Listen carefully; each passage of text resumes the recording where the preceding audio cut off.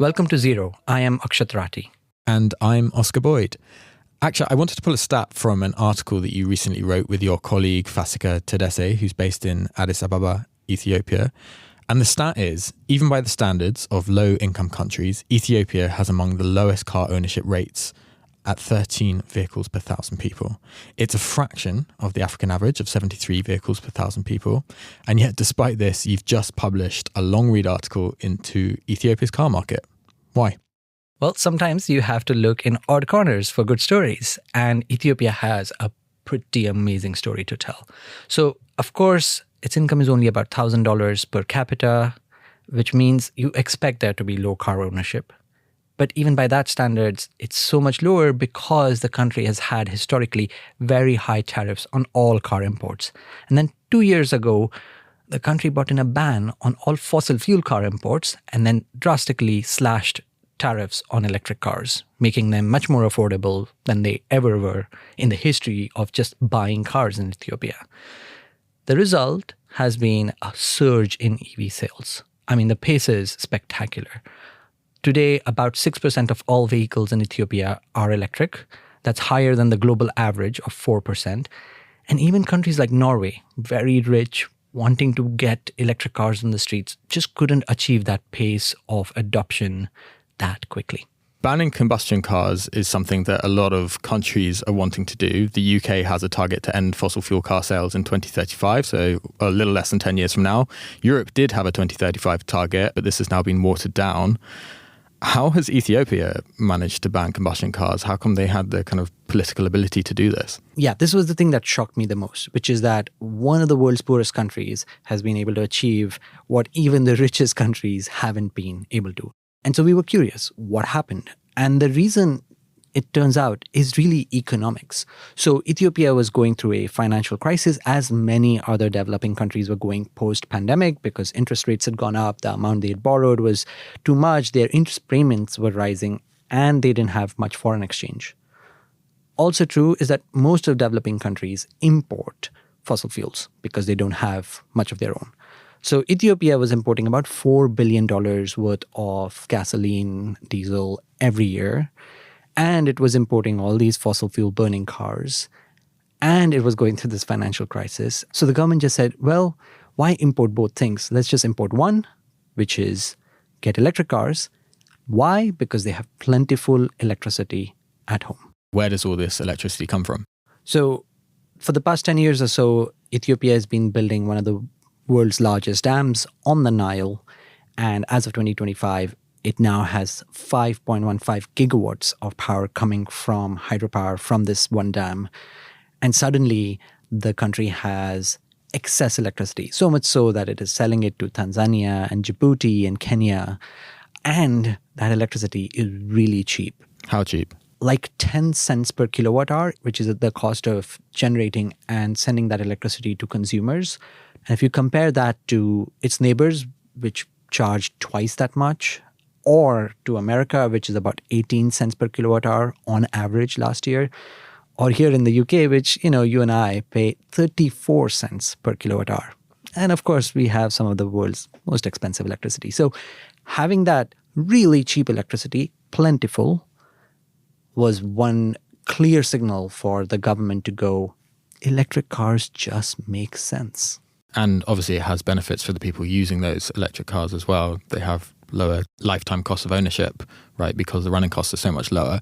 But that does bring me on to the question, which is, I think when we imagine getting rid of fossil fuel car sales in the UK, one of the big issues that comes up constantly is, well, how am I going to charge my car? And there are definitely difficulties around that in certain places. But there is this superb quote in the article that you wrote from the Minister Barrio Hassan, who is the State Minister for Transport and Logistics. And that quote reads, "We received strong criticism when we announced the ban on ICE automobiles, as many pointed out that the country has 0 charging stations at this time." That's just an amazing thing to say at the point that you've just banned internal combustion engines and you're now assuming everyone's going to go to electric cars. So how are people managing to charge? Yeah, I mean, it's a bit funny, but The context is, you can do electric car charging at home, and so installing them is easy. But yes, they didn't have any fast chargers at the time, which from a Western perspective sounds shocking. The way we think about policy is there's planning, there is public consultation, there is a transition. Sometimes, though, you just need to do it. And that's what Ethiopia did in this instance. It was going through a crisis of its own, and it needed to find ways to deal with it. And this seemed like a policy that, sure, may struggle at first, but is likely to give them financial runway that the government desperately needed. And now, 2 years on, we can see it's working. So according to the minister, now there are about 500 fast chargers around the country. And the way they managed to get them was to put regulations on all gas stations to have charging ports, for all EV sellers to have charging ports. And now they've brought in regulations that all new housing developments, parks, will need to have charging ports as well. So it's a combination of regulations that followed the first policy change that has now given them some semblance of a charging network, but there's still a long way to go.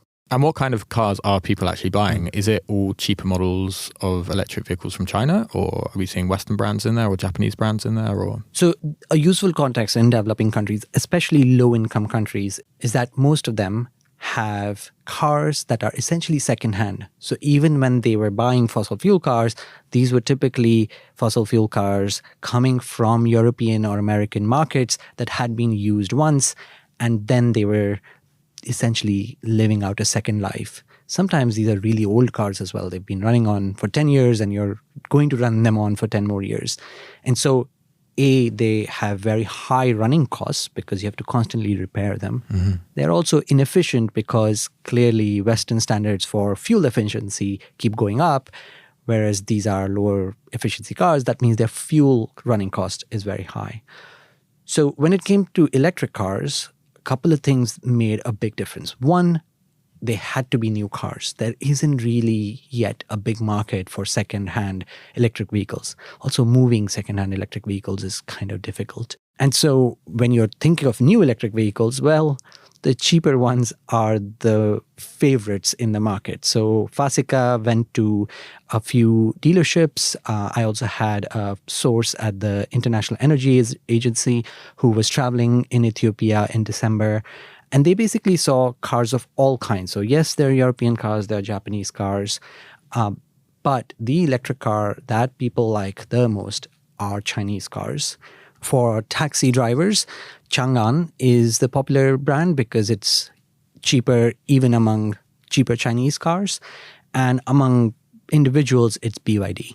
And are any of these cars being built or assembled in Ethiopia, or are they all kind of pure imports, constructed finished car coming from China or other markets to Ethiopia? So Ethiopia only gets about 7% of its economic output from manufacturing, which isn't yet a big sector. And the government certainly wants it to be a bigger sector. So there never was a fully fledged parts to final car making manufacturing line in Ethiopia, even when fossil fuel cars were the cars that got sold. It was mostly assembled cars. So you got all the parts, you imported them, and then you did the labor and value add of actually putting it all together. So that's what they're doing with electric cars. They're getting all these parts from China and then assembling them in the 17 plants that exist, and the government wants them to be 60 plants doing this by 2030. So the way the government puts tariffs on these vehicles makes it clear. So a fully assembled vehicle will come at 15% tariff, a semi-assembled vehicle will come at 5% tariff, and a fully knocked down all parts car is essentially no tariff. Okay, so they are trying to encourage the growth of local car manufacturing within Ethiopia. At least at the assembly level, maybe eventually at making parts. And obviously the story of Ethiopian mobility is not really focused on cars, and we're going to come on to an interview that you had with a local entrepreneur there later in the show.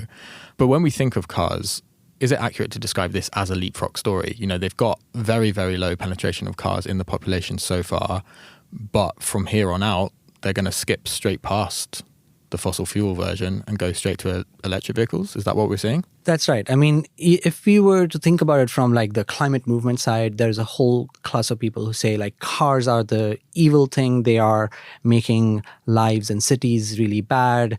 You know, accidents increase as the number of cars increase. We know that's true. And that really we should just focus on personal mobility through bicycles or public transport through buses or trains. That's great. If you can afford to make that work, it's an interesting way to push forward. But we've talked about Netherlands on the show before. You know, only about 10% of all miles traveled in the Netherlands, the friendliest country for bicycle, is on bicycles. 50% or more is still on personal cars. So, you know, growing up in India, I have seen that as soon as people are able to afford, the first thing they want is cars. There's just luxury or status or personal freedoms that come with a car that people desire. So it is important to try and tell the story of what is happening to car markets in developing countries. And Ethiopia is showing that you can leapfrog. You can do what you did with telephone to mobile phones, you know, which I saw growing up in India. Like we used to have a telephone, and now for the last 15 years, my parents do not have a telephone at home. It's just mobile phones, and often more than one. That's what is going to happen in Ethiopia if this policy continues. For your piece, you spoke to an entrepreneur who's working in Addis Ababa. His name is Yuma Sasaki. He's actually an unlikely figure, a Japanese man who's moved out to Ethiopia. What's he doing? I found his story fascinating, and we'll hear more from the interview. But typically, if you go to a developing country, you will see the main mode of transport is two-wheelers. But in Addis Ababa, there used to be no two-wheelers. The government had essentially banned giving licenses for two-wheelers. And this Japanese man comes in and says, no, I'm going to try and convince the government that they need two-wheelers. And not just two-wheelers, they need electric two-wheelers. So let's have a listen to my interview with Yuma Sasaki, the founder and CEO of Dodai. Thank you, Akshat. Thank you, Oscar. After the break, I talked to Yuma Sasaki, founder of the electric two-wheeler startup Dodai. If you want to get in touch with Zero with guest suggestions, feedback, or anything at all, write to the show at zeropod@bloomberg.net. And while you're at it, write us a review on Apple Podcasts, Spotify, and YouTube. It helps new listeners find the show.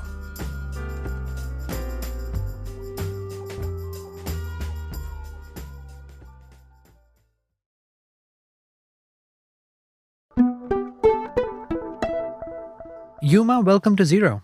Thank you very much for having us and putting spotlight in Ethiopia. Before you tell us the story of Dodai, tell us about how a Japanese entrepreneur ended up in Ethiopia. When did you first visit? What was the country like? And why did you feel like you wanted to work here? I've been here in Ethiopia for 3 years, but this is not the first time that I've been in Africa. As you said, I'm originally from Japan. I was interested in coming to Africa, and then the first time I worked in West Africa about 10 years ago, 2016, and I spent 2 years working at a startup. And then I got convinced that Africa is the future. So though I went back to Japan and worked at Uber, I always had a interest and then tried to find an opportunity to come back. And then I did research, and Ethiopia is the market or the country where a lot of opportunity, while it's famous for a difficult market to do business. I decided to come to Ethiopia and then decided to start with e-mobility about 3 years ago, and then just moved in Ethiopia. So why Ethiopia though? Like, tell us, what is it like on the ground? I always say 3 reasons because people are very surprised that I chose Ethiopia. First reason is a big market. So especially as a foreigner, being away from your country, your culture, your food, everything that is comfortable, you want to make sure that if you make it, the impact is big. So to make a big impact when it succeeds, it needs to be a big market. So I only look at the 3 or 4 biggest markets in Africa, first of all, in terms of the country. So I look at Nigeria, DRC, Congo as well. That's first criteria. And then the second criteria, which is pretty contrarian, is choose difficult market. When I say difficult market, difficult to start, difficult to survive. Those are the good markets, in my opinion, especially when you are small. Because easy market, when I say easy, easy to start. Easy to start market, usually most difficult market to win because all the competition is there. To me, like Kenya and Rwanda.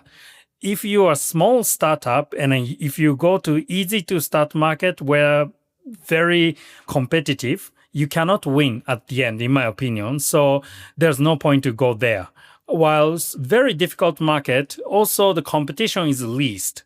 So you can focus on building a good team and a product, though the chance that you can start and then survive is low. When you make it, you are the only one who stands there. So that's the right market that I think. And Ethiopia, among those big markets, one of the most difficult market.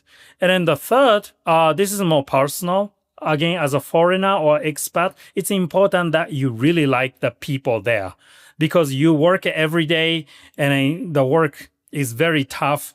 And if you just fed up with everything, tired of the people you're surrounded by, you easily give up and then go back to your country, which I see a lot in my expats friends. After 2 or 3 years, you give up and then you start complaining. Or even when you are here, you complaining by drinking with your friends from same country, right? I didn't want to be like that. Once I committed, I need to make it, and it will take 5 years, 7 years, 10 years. So to make that commitment, I really need to like the people. So I visited Ethiopia a couple of times and I got convinced that the people are the ones that I want to build a future together. So those 3 reasons: big market, difficult market, and then great people to me.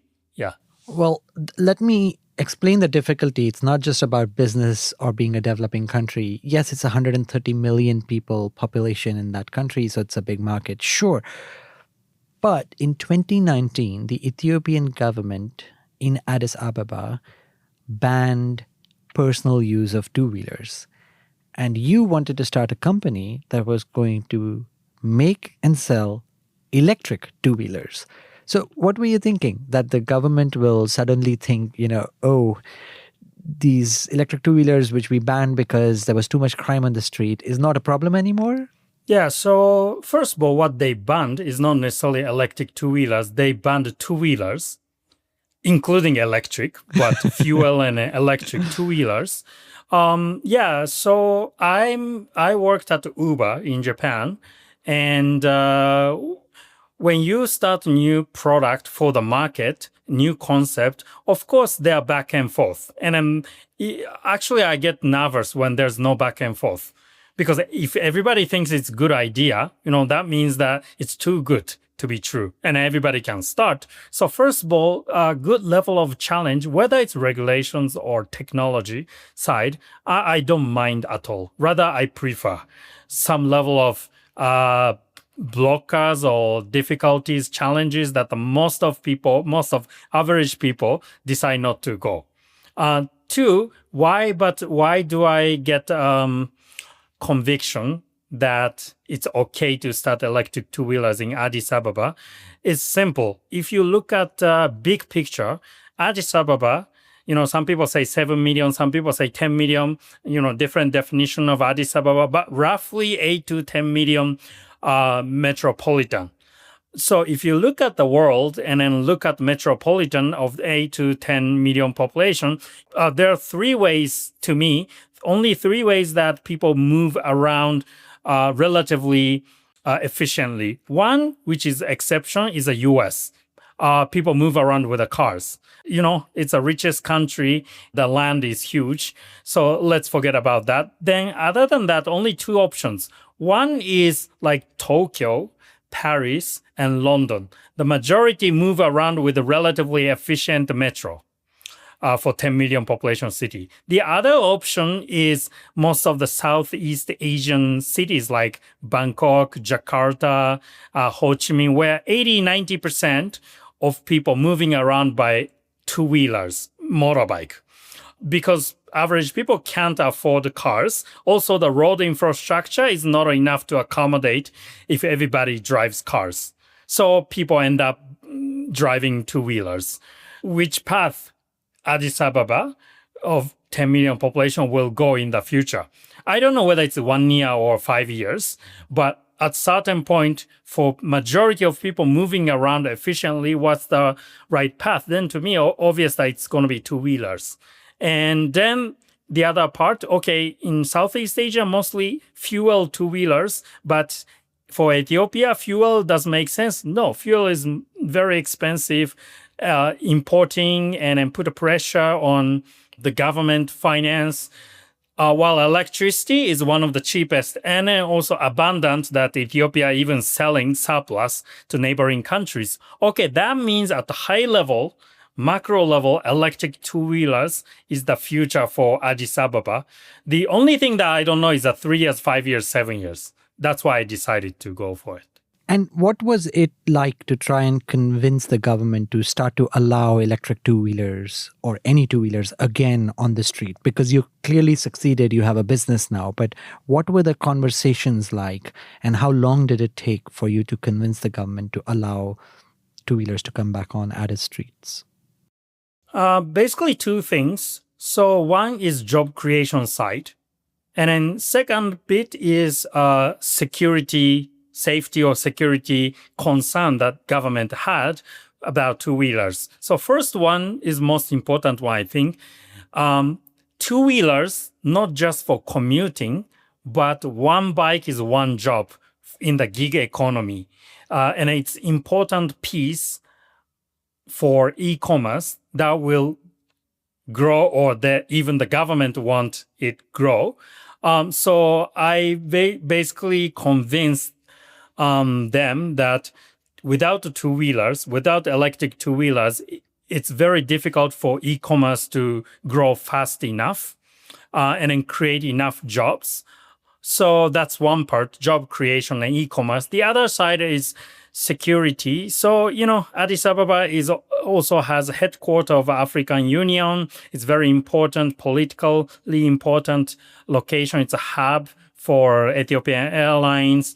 They really care about the security, and then the government doesn't want random, 100,000 people driving crazy without any security measure. So what we suggested, we put GPS and we put IoT, where if necessary, government can have access to.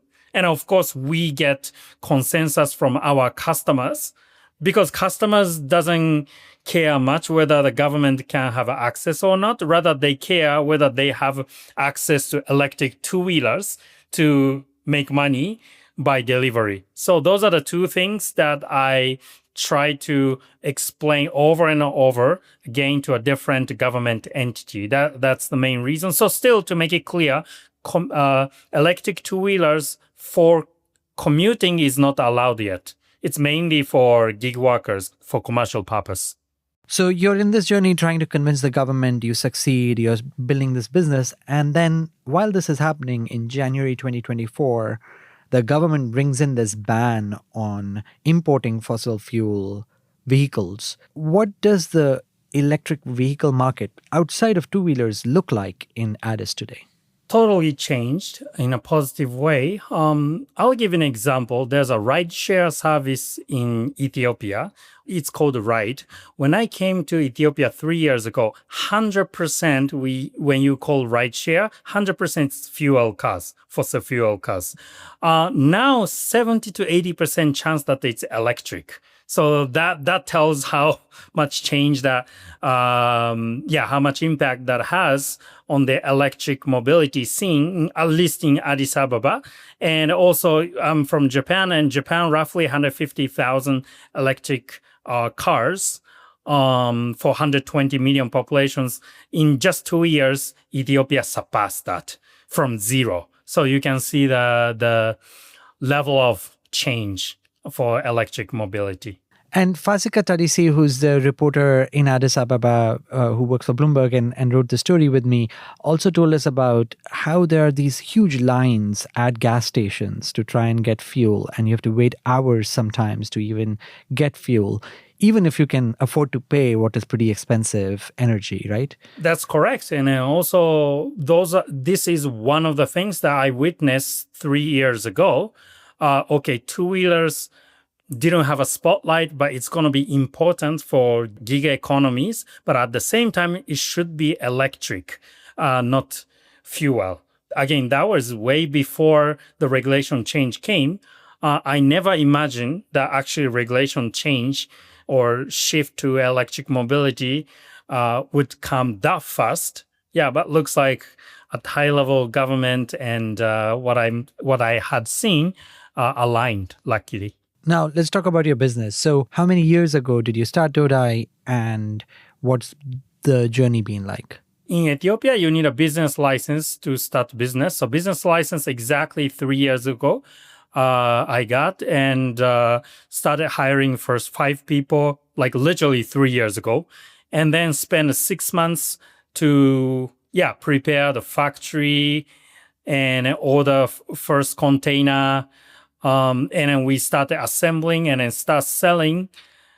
Yeah, and then we now selling 2.5 years roughly. Well, that's pretty rapid. I mean, for difficulty of doing business in a country like that, that's pretty good to turn around.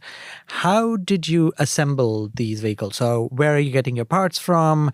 What does assembly look like? Did you have skilled workers to do it? So first of all, the parts we designed in a different team, different country, including Japan and Singapore. We have a Singaporean responsible for hardware. And we have a partner in Germany. But significant majority of parts coming from China, including batteries. And we import in CKD, which is basically 150 to 200 parts. And we assemble in Ethiopia. So skilled workers, it's actually difficult. So 2 things. One is difficult, but electric two-wheeler assembling is significantly easier than fuel bike assembling, which is very helpful for us to build a team and operations. 2, I would say Ethiopians in general pretty good at learning the process and then doing things. And then they don't deviate much from what they are supposed to do. Which really helps for manufacturing. Tell me, how have you succeeded? Like, how many units have you sold? What does the market look like now for you? Yeah, I never used the word succeeded, but thank you very much. We sold about 1,800 bikes as of now, and about 95% market share in Addis Ababa. What we sold is called fixed battery bike. So battery is inside the bike. And then customer purchase together with the battery, and then they charge by themselves. They can charge at home. And then we are starting now what's called a battery swapping. So customer purchase the vehicle, bike, without battery, and then we provide a battery swapping service. So we basically have hundreds of stations in Addis Ababa, and we are waiting with the charged batteries. So when customer comes to one of our stations, just like ATM or gas station, they spend 2-3 minutes and then they go back, because what we need to do is just swap the batteries. They are depleted batteries and our charged batteries at the station. We just started. And what is your goal in the years to come? Is it to just grow in Ethiopia? Is it to grow across other markets? It's very fancy if you say that you go all Africa, but I'd say honestly focus on solving the problem in Addis Ababa first, and I don't want to rush in expansion. So next 2 years, focus on Addis Ababa. This year, we want to create the reliable battery swapping network, meaning 100 or 200 stations everywhere with 3,000 users. That's our goal. Once you get 3,000, to make it 30,000 is relatively easier than 0 to 3,000, right? So that's our focus for this year, 0 to 3,000 for battery swapping. And then from next year, just scale up. And at the same time, we are building, everything is software based. So drivers need to software to swap battery using QR code, and payment also our software. So that with that software, we want to expand to other markets once we solve the problem in Addis Ababa in 2 years' time. And what about money? How much money have you raised? Has it been easy or difficult? We raised so far $7 million until the previous round. And actually, we are closing this round. I cannot share the exact numbers, but we are closing the round more than $10 million next month. In March, we will make it public. And it's not been difficult raising funding? Of course, it's difficult. Always difficult. Difficult, but in a way, it's similar to what I mentioned earlier about like Kenya and Rwanda. Imagine that if you're Kenyan startups, it's easy in a way that you don't have to convince investors to invest startup in Kenya. You just need to convince them to invest in you rather than not your competitors. Ethiopia, it's opposite. Once you convince them to invest in Ethiopia, it's automatically us, because we are the e-mobility sector. We got the 95% market share. Also, all sector startups, we are the biggest now. So, but convincing them to invest in startups in Ethiopia is, of course, very difficult. Yeah. It's been great talking to you, Yuma. Thank you also for allowing our photographer to come to your factory. I hope listeners will go and check out the story that we've written about Ethiopia and its electric vehicle journey, which features some of your photos. And I look forward to meeting you in Addis when I come for COP32, hopefully. Thank you.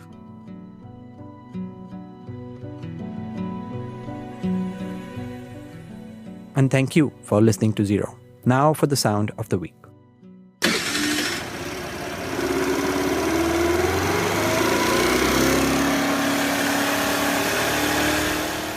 That is the sound of a non-electric moped engine, a sound that one day may go extinct if entrepreneurs like Yuma Sasaki succeed.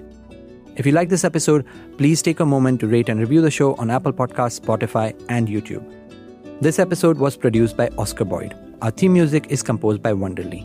Special thanks to Fasika Tadese, Somar Sati, Laura Milan, and Sharon Chen. I'm Akshat Rathi. Back soon.